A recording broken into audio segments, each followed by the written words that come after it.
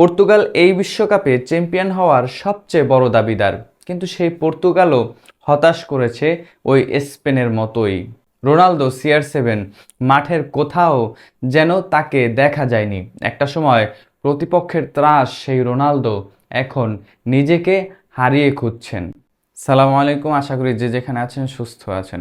যেই সময়টাতে দাঁড়িয়ে লিওনেল মেসি তরুণদের সাথে লড়াই করে নিজের পারফরমেন্সটা এখনও করে যাচ্ছেন, ঠিক সেই সময় দাঁড়িয়ে নেইমার যখন ইনজুরির সঙ্গে লড়াই করছেন, রোনালদো মিস্টার CR7 মাঠের মধ্যে পারফরমেন্সে তার সেই ধারটুকু এখন আর দেখা যাচ্ছে না। ডিআর কঙ্গো যেই দলটা র্যাঙ্কিংয়ে 46তম অবস্থানে এই মুহূর্তে, ঠিক সেই দলটা পর্তুগাল সেই দলের বিপক্ষেই ম্যাচটা 1-1 গোলে ড্র করেছে। ম্যাচ শুরুর 6 মিনিটের মাথায় জোয়াও নেভেস কি চমৎকার হেডারে গোল করে পর্তুগালকে এগিয়ে নিলেন। রোনালদো CR7 যখন প্রথম বিশ্বকাপ খেলেন, ঠিক সেই সময়টায় এই ছেলেটার জন্ম হয়েছে, আর এখন এই বিশ্বকাপের মঞ্চে সেই CR7-এর সাথেই তিনি একই মাঠে একই টিমের জার্সি পরে মাঠ মাতাচ্ছেন। তার জন্য বিষয়টা অনেক গর্বের, কেননা CR7 রোনালদোর মতো একজন প্লেয়ারের সাথে তিনি পিচটা ভাগ করে নেওয়ার এবং টিমমেট হিসেবে খেলার যে সুযোগটা পেয়েছেন, সেই সুযোগ অনেকেরই স্বপ্ন ছিল একটা সময়। জোয়াও নেভেস সেই স্বপ্ন পূরণ করেছেন এবং পর্তুগালকে এগিয়ে দিয়েছিলেন। কিন্তু ডিআর কঙ্গো র্যাঙ্কিংয়ের 46তম এই দল শেষ মিনিটে, প্রথমার্ধের ঠিক শেষ মিনিটে সেট পিস থেকে কি এক অসাধারণ গোল! বিশ্বকাপের যাত্রা, বিশ্বকাপে প্রথমবারের মতো যে সুযোগ, সেই সুযোগ বুঝি এভাবেই কাজে লাগাতে হয়। টাক মাথার সেই উইসা সেটাই প্রমাণ করেছেন এবং প্রতিপক্ষের ডাগআউটে যখন রোনালদো, তখন এই গোলটা তার জন্য মনে হয় আরও বেশি স্পেশাল, কেননা ডিয়েগো কস্তার মতো একজন গোলকিপারের চোখ ফাঁকি দিয়ে বলটাকে জালে জড়ানো চারটেখানে কথা নয়।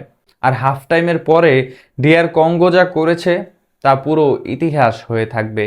পর্তুগালের বাজে ইতিহাসের মধ্যে অন্যতম একটা ইতিহাস সম্ভবত এটাই, কেননা 1-1 গোলে ড্র করে পর্তুগাল এই বিশ্বকাপে চ্যাম্পিয়ন হওয়ার দাবিদার দল হয়েও যেই হতাশার যোগান দিয়েছেন, স্পেনের মতোই একটা কাজ হয়েছে এই ম্যাচে।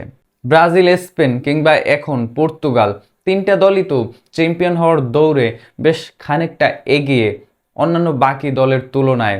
সেখানে এই তিনটা দলই যখন তাদের বিশ্বকাপ যাত্রা ড্র দিয়ে শুরু করে, তাদের দলগুলো কতটুকু সামনে আগাবে সেটাও কিন্তু এখন চোখ রাঙানি দেয়। পর্তুগাল এই ম্যাচে 75% বল দখল করেছিল, 724টা পাস। ফলাফল কি? এরকমের 92% পাসিং একিউরেসি থাকার পরেও সেই ম্যাচ যখন ড্র হয়, পুরো মাঠে দাপিয়ে বেড়ার দরকারটাই বা কি যদি ম্যাচটাই বের না করা যায়। ভিতিনহা, ব্রুনো ফার্নান্দেস এবং জোয়াও নেভেস, কি এক চমৎকার মিডফিল্ড কম্বিনেশন! এই পাসগুলো এবং এই একিউরেসি প্রমাণ করে পর্তুগালের মিডফিল্ড কতটা স্ট্রং।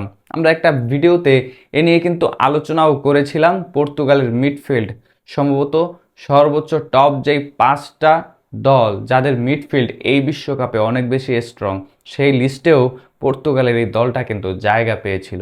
তবে আলোচনাটা কিন্তু আসে মাঠের বল দখলে কিংবা পারফরমেন্সে।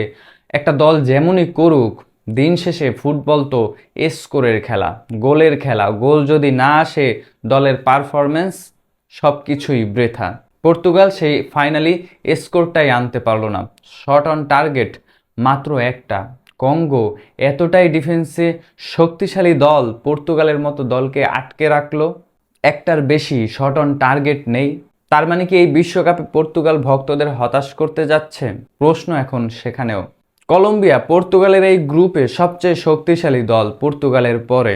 তাহলে তারা যখন উজবেকিস্তানের বিপক্ষে জয় নিয়ে পয়েন্ট টেবিলের শীর্ষে, ঠিক সেই সময়টাতে পর্তুগাল যদি কলম্বিয়ার বিপক্ষে ড্র করে এবং ডিআর কঙ্গো উজবেকিস্তানকে হারিয়ে ফেলে, পর্তুগালের অবস্থাটা কোথায় দাঁড়াবে?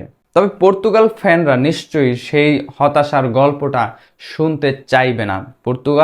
পর্তুগালের ফ্যানরা সবাই চাইবে পর্তুগাল পরের ম্যাচেই কামব্যাক করুক এবং পরের রাউন্ডে এই দলটা উঠে যাক। ভক্তদের সেই আশাটাই তো নিশ্চয়ই থাকবে।